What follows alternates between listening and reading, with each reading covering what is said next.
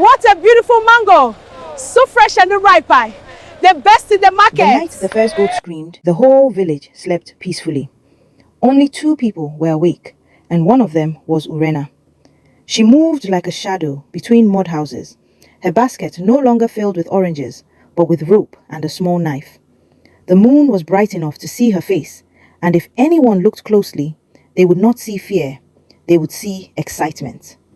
Behind her, Chibuna whispered, "Quickly, tie its mouth." The goat struggled, but not for long. By morning, Urenna was back in the market, laughing loudly, slicing pawpaw and greeting elders. "Fresh mango! Sweet like honey!" she shouted. Nobody would have guessed that the same hands arranging bananas had dragged a goat through cassava leaves only hours before. That was how it began. At first, it felt like a game, a secret adventure.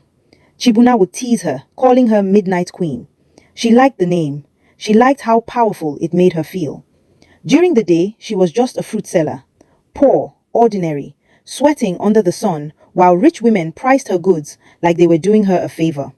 But at night, she felt unstoppable. They sold the stolen goats in a village 2 hours away. The money came fast, faster than fruit ever brought. Soon, one goat became 3. 3 became 5. Chibuna started dreaming big. "We won't stay here forever," he said one night as they roasted stolen meat behind an old shrine. "We will build the biggest house in this village. People will beg to greet us." Urenna smiled. She believed him. But the village was not blind. Mama Ezi's goat disappeared next. Then old Baba Sani's ram. Whispers began. "It is not ordinary theft," the women said. "The goats cry like they see something strange." One evening, while Urenna was selling oranges, Mama Ezi stood in front of her stall and stared at her. "You laugh too much for someone in a hungry village," she said quietly. Urenna forced a smile. "Mama, should I cry while selling fruit?" Mama Ezi did not smile back. That night, as Urenna and Chibuna crept toward another compound, they did not notice the old hunter sitting in the dark. He said nothing. He only watched. The next morning, something changed. Instead of gossip, there was silence. Too much silence. When Urenna arrived at the market, conversations stopped. Eyes followed her. Chibuna did not show up to meet her that evening. Instead, village boys knocked at her mother's door. "The elders want to see Urenna," they said. Her heart jumped, but she lifted her chin. Maybe it was only suspicion. Maybe there was no proof. As she walked toward the village square, she saw Chibuna already there. He would not look at her. Her stomach turned cold. The old hunter stood beside the elders and spoke slowly.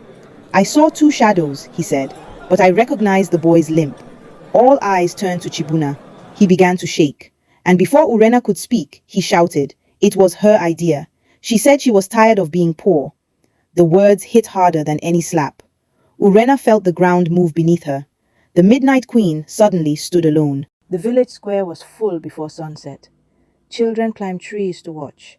Women folded their arms. Men stood in a tight circle. The air felt heavy, like rain was about to fall. Urenna stood in the center, alone.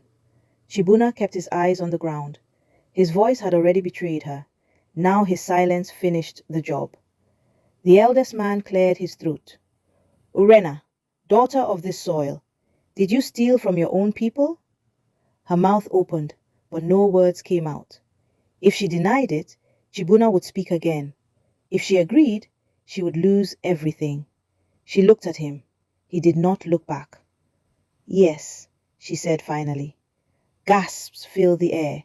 Her mother cried out, "Urenna, is this how I raised you?" Tears burned her eyes, but she refused to fall to the ground. She had chosen this path. Now it had chosen her. The elders spoke among themselves. Then the punishment came. She would repay double for every goat stolen. She would not sell in the market for 1 month. And worst of all, she would wear a bell around her waist for 7 days, so that every step she took would remind the village of her shame. Laughter mixed with pity.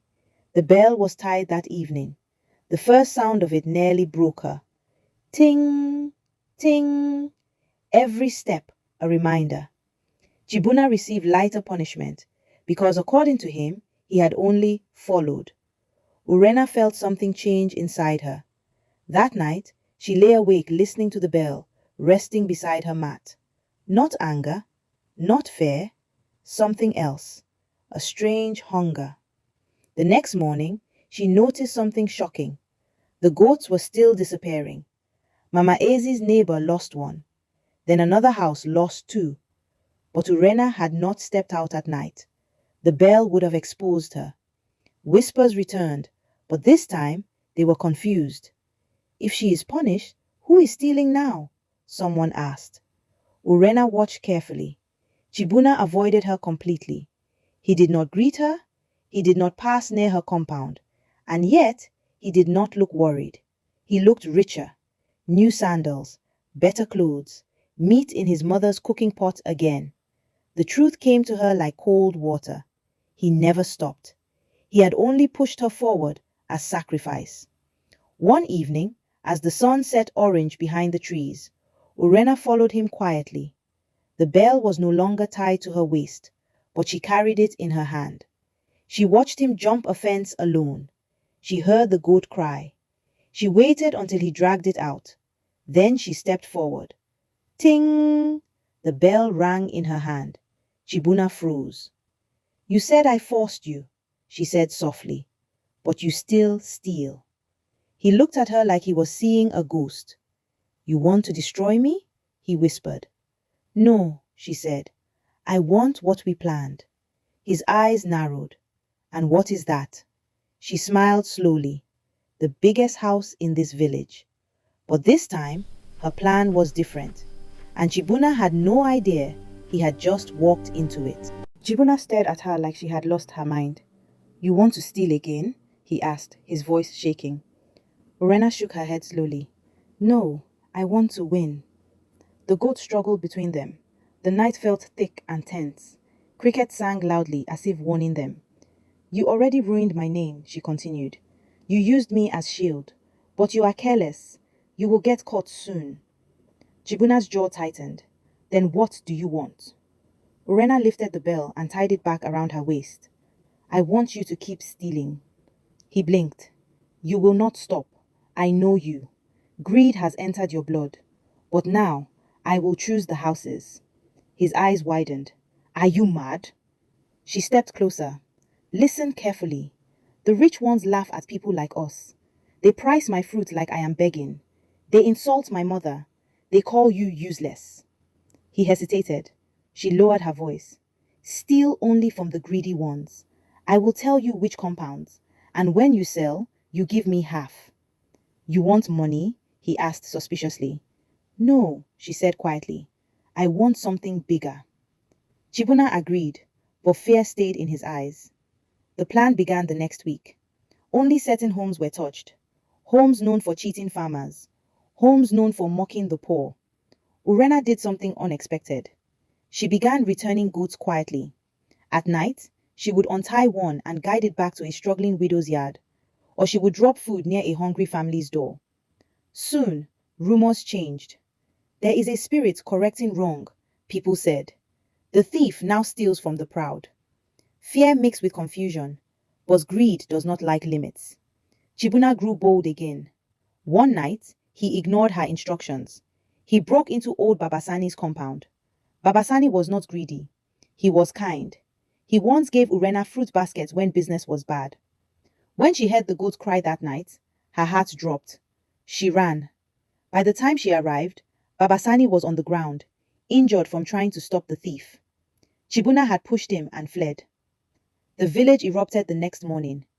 This thief has no fear of elders. Now it was no longer about goats. It was about honor. Urenna felt guilt burn inside her. She had helped create this monster, even if she tried to control it. That evening, she walked to the elders herself. The same square, the same staring faces. I know who the thief is, she said. Gasps filled the air. Chibuna was dragged forward again. This time, there was no shield. He shouted her name in anger. You used me! She looking at him calmly. You used yourself. The elders decided his punishment would be heavy. Exile for many years. As they led him away, he spat near her feet. You think you won? He shouted. Urenna watched him disappear down the dusty road. She did not smile. She did not cry. because her real goal had never changed, and tomorrow she would begin building it. Before sunrise, Urenna was already awake. The village still whispered about Chibuna's exile. Some said he would return stronger. Some said he would never survive outside. But Urenna did not wait for rumors to grow legs. She went to Babasani's house first.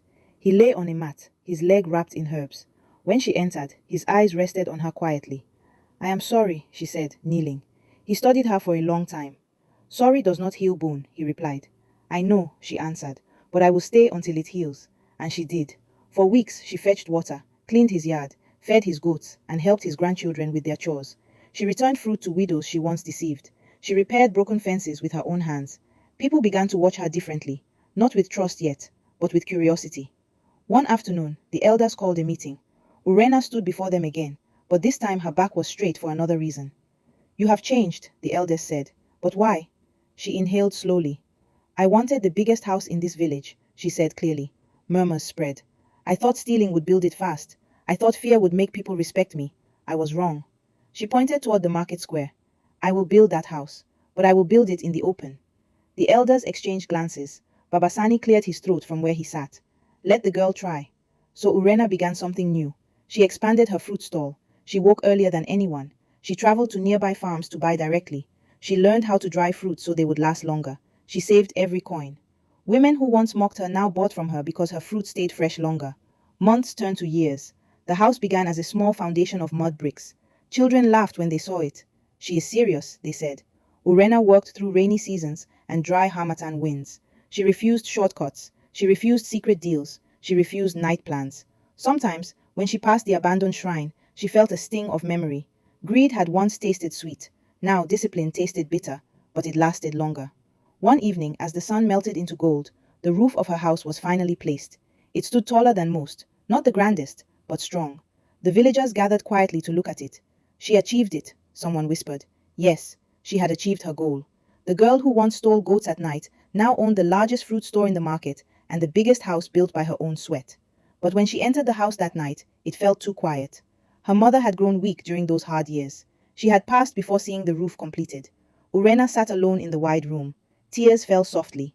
She had achieved her dream, but she had lost time, lost trust, lost love she could never fully repair. The house stood as proof of strength, and as a reminder, easy roads may lead to quick walls, but they leave cracks in the heart. Hard roads build slower, but they do not haunt you at night. And in that village, whenever someone thought about quick gain, they would look at Urenna's house and say, build in the light so you can sleep in peace.